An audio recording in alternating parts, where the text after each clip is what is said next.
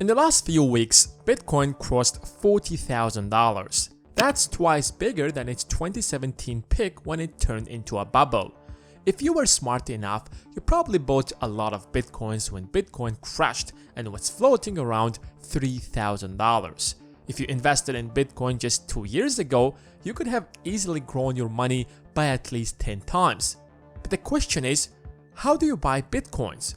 I get it. There are a lot of videos on the internet explaining how to buy Bitcoins. But let's be honest, most of these videos do not answer basic questions.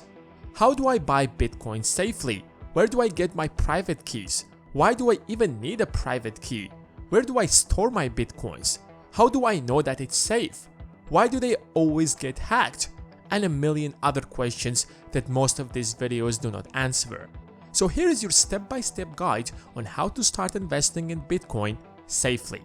I did my best to write this script as soon as possible, but it will take forever for this video to be published because our motion designers are going to take forever to make these cool animations. So show them some love by giving this video a thumbs up. Before you buy Bitcoins, you have to find a place to store them. When you have a few $100s, for example, you can keep them in your wallet. If you have a lot of cash, you might need a safe, or you can simply keep them in a bank and use your debit card to access that cash. Cryptocurrencies work exactly the same way, but to create a wallet, you need to download the entire history of Bitcoin transactions. Since it's a decentralized system that cannot be hacked, you need to have the entire history on your computer or hard disk, which you can get by going to bitcoin.org, choose your operating system, and install over 300 gigabytes of blockchain. Good luck! Once you install it on your computer, it will automatically create a file called wallet.dat, which is going to be your wallet. If you open it, you will find a randomly generated code, which is your address. If someone wants to send you Bitcoins, they can do that through that address. Theoretically, you can create unlimited number of these wallets within that file. You can open that file on any computer anywhere, and your Bitcoins will always be with you. No one can track you, you can travel carrying millions of Bitcoins, and no one will ever know. And that's one of the greatest advantages of Bitcoin. However, there is nothing perfect in this world. Everything comes with some strings attached. If you do not have a password on your wallet, for example, then anyone can access it and easily steal your Bitcoins. So you must always have a really strong password. But if you forget that password, there is no way you can restore your Bitcoins. It's not a bank whom you can call to help you out, and that's both its advantage and disadvantage. When you use a bank, they manage your money, but in return, they have full control of your money and can even decline your transactions. But if something goes wrong, they are responsible. However, when it comes to Bitcoin, no one knows how much money you have. You can send them to whomever you want and no one can freeze your account. Your money is safe, but you will be managing your money now and not the bank. Which means if something goes wrong, even if you accidentally send Bitcoins to the wrong person, you can't fix it. If you forget your password, there is no one you can call to help you out. If someone steals your password, you can't call the bank to block your account. You become the bank of your money, and you can't blame anyone but yourself if something goes wrong. And that's why we have online wallets. Online wallets are exactly like banks for cryptos. All you have to do is sign up and you will automatically be given an address and a private key that consists of 12 words. You can use that address to send or receive Bitcoins instantly. You can download the app on your phone and start sending and receiving money with a few clicks. You don't have to download the entire history of Bitcoin transactions like in the first case, because that online wallet does everything for you. It's even easier than opening a bank account. But there is a catch. Everything that's easy always comes with a catch. In the first case where you had to download the entire Bitcoin blockchain, you were the only one who had access to your wallet. But in the second case, the online wallet belongs to that company and you're only given access to it exactly like banks. When you keep your money in a bank, you don't own that bank.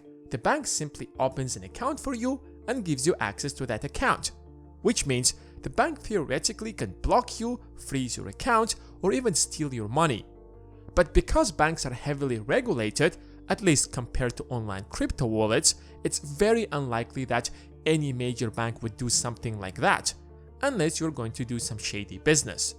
And keeping your money in an online wallet is pretty similar to keeping them in a bank, since that online wallet has full access to your wallet. Blockchain is definitely extremely difficult to hack, especially as the system grows bigger and bigger. However, online wallets are connected to an online server, which means hackers can hack that server, get access to users' wallets, and then steal their bitcoins, which actually happen with multiple wallets such as the Coincheck, Jaxx, and many others. Does that mean that there is no way to store your bitcoins safely? Luckily, there is. Have you ever seen Bitcoin ledgers in the form of a USB drive? They look cool, aren't they? They're called hardware wallets, and they seem to be the future of cryptocurrencies. Instead of downloading the entire Bitcoin blockchain or keeping your Bitcoins in an online wallet that's vulnerable, you can get one of these ledgers that already has the Bitcoin blockchain. Once you get one, you activate it. The ledger will randomly generate a private key that consists of 12 random words, and then you have to set up a PIN code. The only way to send Bitcoins is to connect that ledger to a device like a computer. Enter your PIN code, and you're the only one who will have access to your private key, unlike online wallets. The most famous hardware wallet is the Ledger, which link I have left in the description. It's an affiliate link, which means we will get a few dollars if you use that link. So if you want to support us to make more similar videos, you can use that link to get your Ledger. Once you have determined how you want to store your Bitcoins, it's time to find out how to buy Bitcoins. Cryptocurrencies are traded like stocks. You need a broker that can help you to find out someone who is willing to exchange his Bitcoins for a certain amount of US dollars, for example, such as the Coinbase or Gemini. There are a lot of them, but these are the most trusted ones as far as I know. Again, I have left an affiliate link for those who want to support us. You just have to sign up and use your Bitcoin address when buying Bitcoins. Pay attention to the fees, because based on the method you want to use to pay for Bitcoins, fees could be from a tiny percentage to a decent amount. You don't want to end up paying a fortune in fees, so pay attention to the fees. But the question is, should you use an online wallet or a hardware wallet? The answer is both. Hardware wallets are a better option if you want to buy a lot of Bitcoins and hold them for a long time, while online wallets are much more comfortable for day-to-day transactions. If you're just starting out and want to play around, start with an online wallet.